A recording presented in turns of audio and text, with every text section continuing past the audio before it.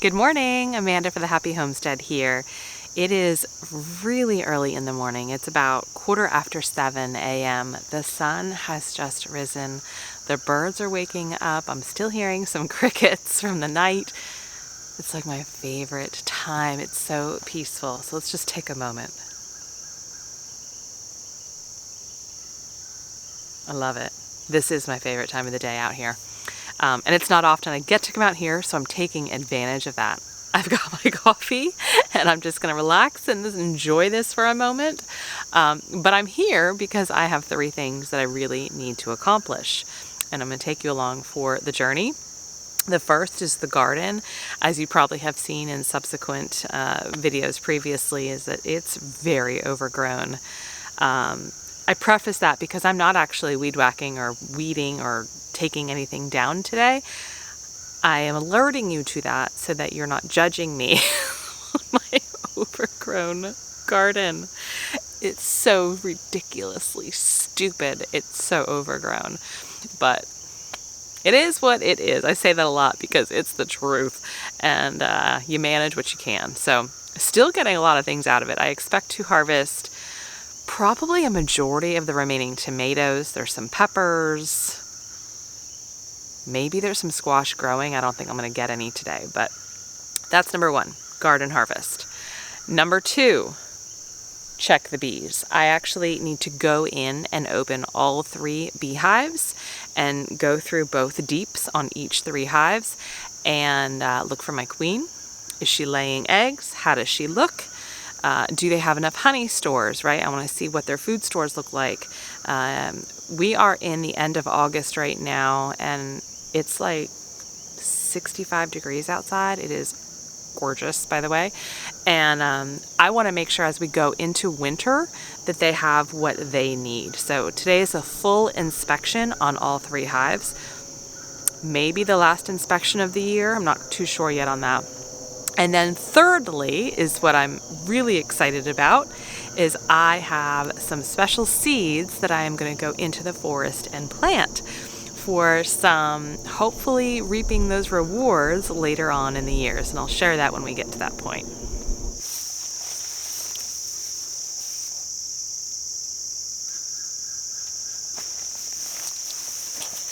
Every time I come out here with these weeds, I mean, some of them are at least 3 feet tall. I'm like, oh yeah, there's totally some wildlife living in here. Like snakes, most likely. Thankfully I haven't encountered any, and I'm praying it stays that way today.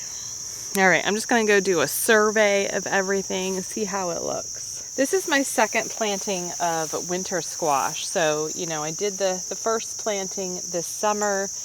I got a few squash, not many, and so then I subsequently did a second round, right? Because the thought is that a lot of the squash bugs kind of die off and you might be able to get more of a harvest. Well, last time when I was out here last week, this rampiante squash, or tromboncino, I'm not sure which, was growing beautifully. And now, as I see, it kind of rotted out. So that is very disappointing.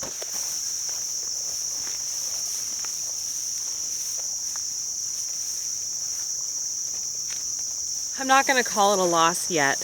We still have at least another month where maybe something will flower and fruit and get pollinated.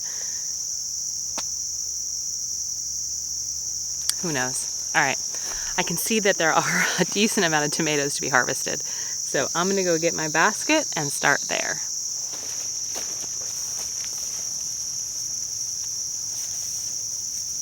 So clearly this plant is beyond dead. But look at all the beautiful tomatoes.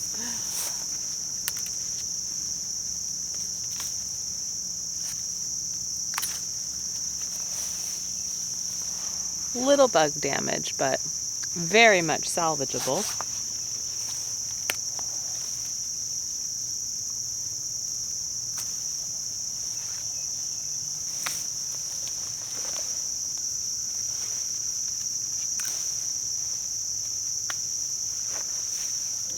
So this is just 3 plants so far. So not a bad harvest thus far this morning. I wanted to show you what blossom end rot looks like. You may see this on some of your tomatoes. I've seen it a lot on my Romas. So I want you to see, like, here's another one that's green and it's coming up. This is what a normal bottom of a tomato should look like, right? And so you might see some of these dark spots. Now, they would get bigger and they'd actually start maybe even to take on some of the tomato. And that is called blossom end rot. And it happens when there is a calcium deficiency in your soil. So how you combat that is to add calcium, or, and you can do that in a variety of ways. You can buy some powder, right, like an organic OMRI approved powder for calcium, or you can add crushed eggshells to your soil.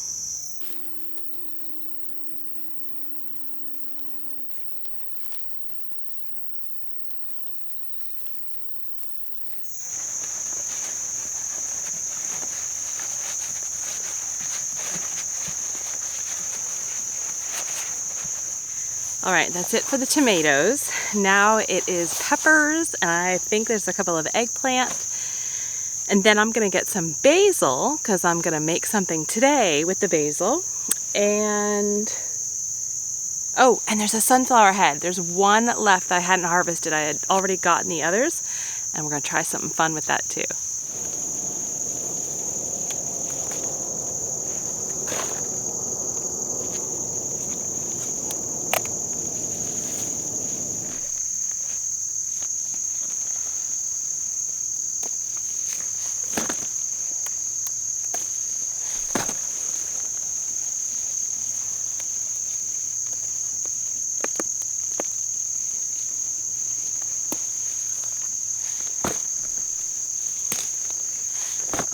Here's blossom end rot on a pepper. Sometimes it's on the bottom, sometimes it's on the side. So yeah, this soil needs more calcium, but I'm still gonna harvest this because I can just cut that end off.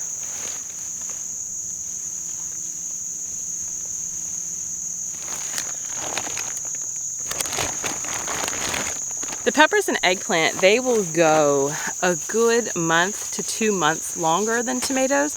So while I may get 3 to 4 weeks out of my tomatoes, I will probably get a good 6 to 8 weeks out of my peppers and eggplant.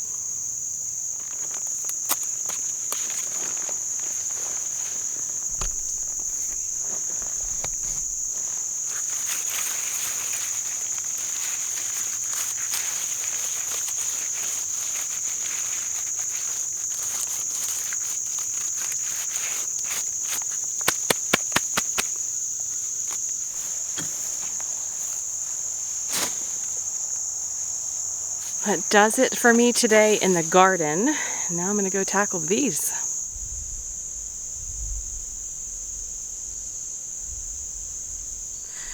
Hoping, I always say I hope I don't get stung. Guys, the reality is I'm going to get stung. Let's just keep it to a minimum.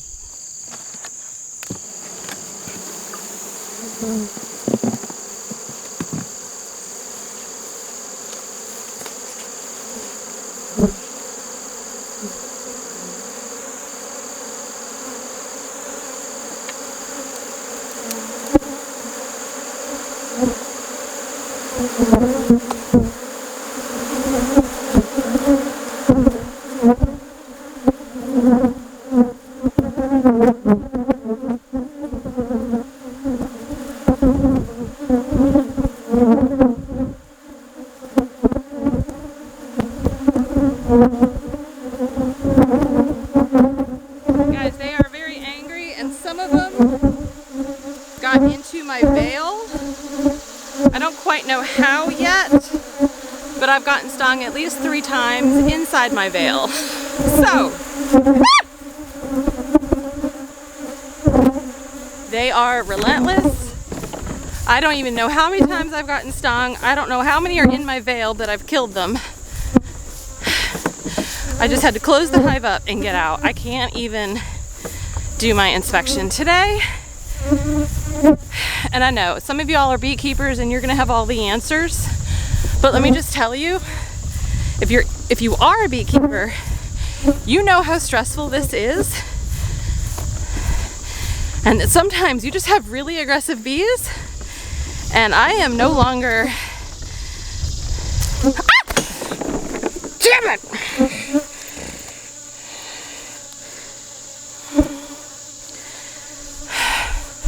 I am no longer dealing with them. I don't even know what that means yet. I'm just so frustrated. I'm back. I'm a little more calm. I am in a little bit of pain. There is some huge mild discomfort. Oh, yeah, I can see it. Right there. Right there. There's one on my lip.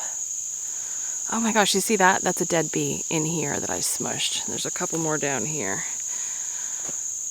I don't even know where to begin with unpacking that. I am totally traumatized. I'm a little calmer now. I just called my husband and was like, I'm done.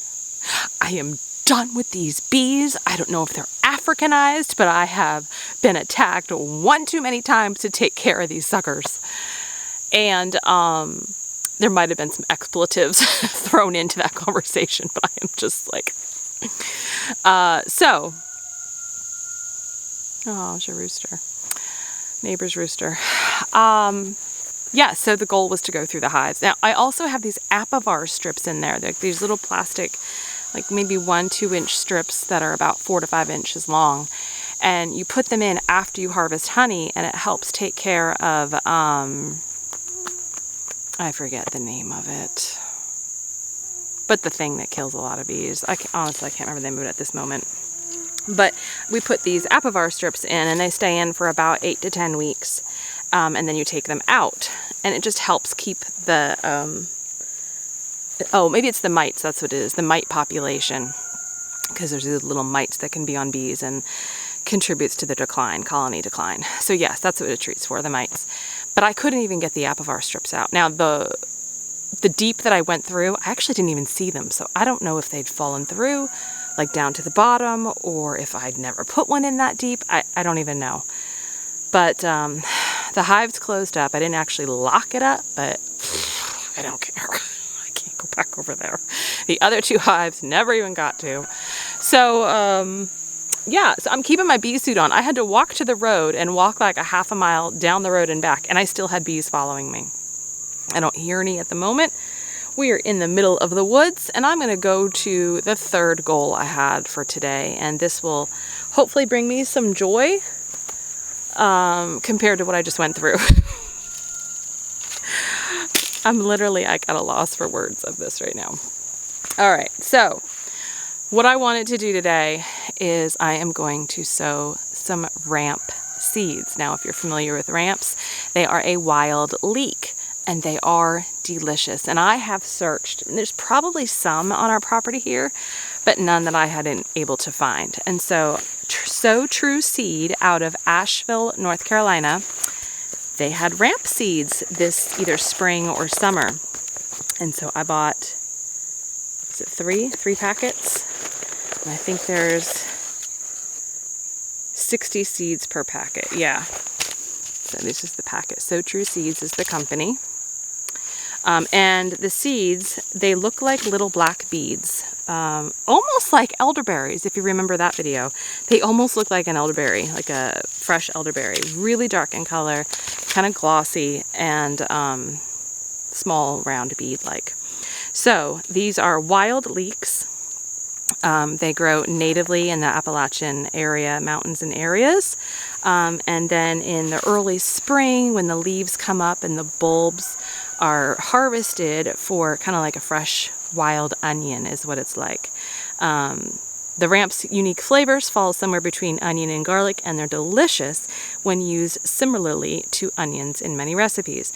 They should be sown in rich, well-draining soil in a location that will get plenty of sun in the spring, but has a shade from canopy of hardwood trees. Late summer to early fall is the best time to sow. That's what we're doing. I also chose today because, like I mentioned earlier, it's supposed to rain over the next week, and so this is a perfect time to get these in. I am going to go find the perfect little hill where these can flourish for many years to come.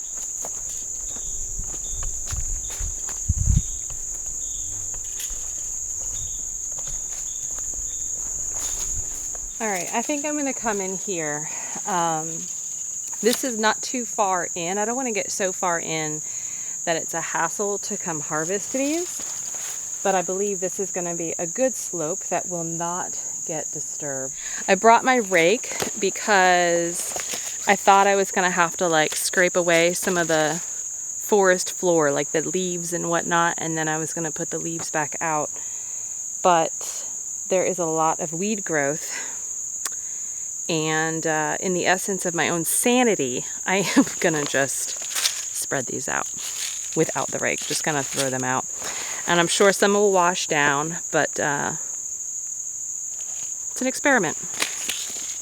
And I don't even dare take my bee suit or gloves off right now. I'm just not that brave. So it's a little cumbersome, but a little smaller than elderberries.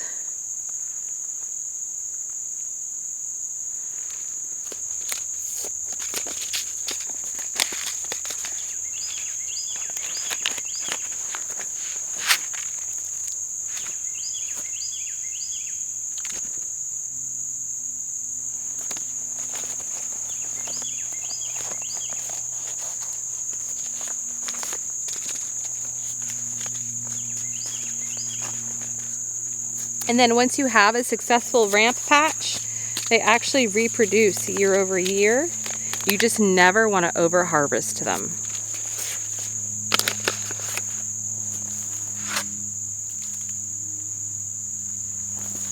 So ramps need a long dormancy period and will germinate after the first or second spring, depending on the weather. So a patch can take 5 to 10 years to reach full maturity. And during the long establishment period, it's best to keep your ramp patch protected to prevent theft of seeds or bulbs by hungry rodents. We'll see about that. Once established, ramps can provide springtime delight for generations if harvested responsibly. So I ordered this on April 13th. I ordered 3 packets. They were $7 each. So including tax and shipping, it came to just under $24. So not a bad investment to see how this experiment works.